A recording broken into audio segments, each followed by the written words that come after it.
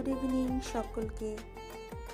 বেশ কিছুদিন ধরেই আর পেঁয়াজ রসুন কষিয়ে রান্না খুব একটা ভালো লাগছে না, তাই ডিনারে ডিমটা একটু অন্যভাবে ট্রাই করলাম।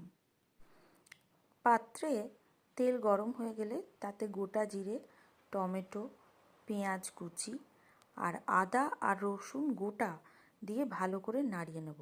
দিয়ে দেবো নুন চিনি।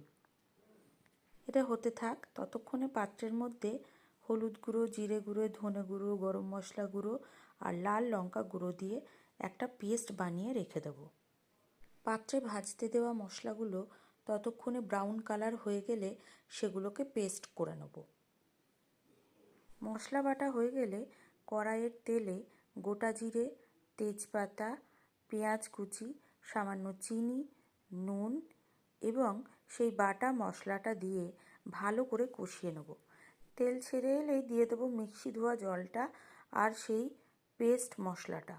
এবারে ডিমগুলোকে এভাবে ছোট্ট ছোট্ট করে টুকরো করে নিয়ে যেই মশলা থেকে তেল ছেড়ে যাবে তাতে সামান্য পরিমাণে জল দিয়ে মশলাটাকে ভালো করে ফুটিয়ে নেব।